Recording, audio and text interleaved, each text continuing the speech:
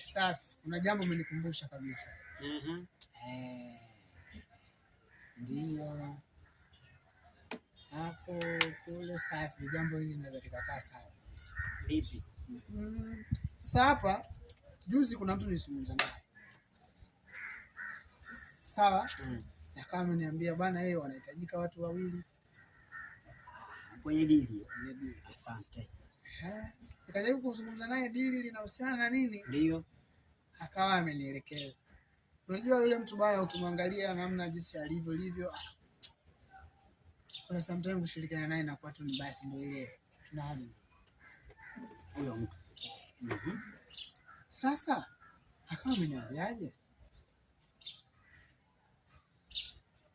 Kuna mtu hapa mtaani kwetu. Sawa? Inabidi sisi twende tukamzuru.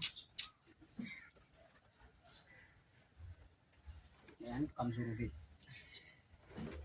Wewe ukiambiwa kuzuru mtu ujue. Sasa ndio nielekeze tunamzuru vipi? Kwa tangu unakuwa wewe ukiambiwa mtu kumzuru hauelewi nini sasa. Ndio hapo tunapoanza kupishana mimi na wewe. Sasa tunapishana vipi? Tunaeleweshana? Kumzuru vipi? Kumuua au kufanyaje? Tunaeleweshana bana, yeye ni kumuua, twende chapu kumuua, chukua hela yetu tu. Nakana sunga kuna kumuua mtu basi. Akate kidole. Kidole? Sasa nyepesi. Hiyo nyepesi. Kama anatoa hela. Sasa yeye anataka kimoja, tunapeka hata 4 5. Sasa shida sio hiyo. Mtu wa mtaani hapo na hata wewe mwenyewe unamjua. Nani sasa huyo mtu? Ndio hapa nafikiria sasa. Tunaanzaje? Cha kuanza kipo. Wewe leta dili ni nani? Tunamwa shingapi ni nani? Tunakwenda tunakata vidole tunaondoka. Baba, hii ni hela. Au tufanye basi kwa sababu wewe nayo sometimes unaona kichwa chako kama hakiko sawa. Kumbe wewe kuna ya kwako ule unayo kichwani. Sasa unaenda viaje tuache mambo ya dili. Tuko tunazungumza kwa hiyo na kwenda huko. Shida wewe siri hauna. Sina siri vipi? Siri hauna. Mimi sina siri mimi. Ndio. Mimi sina siri.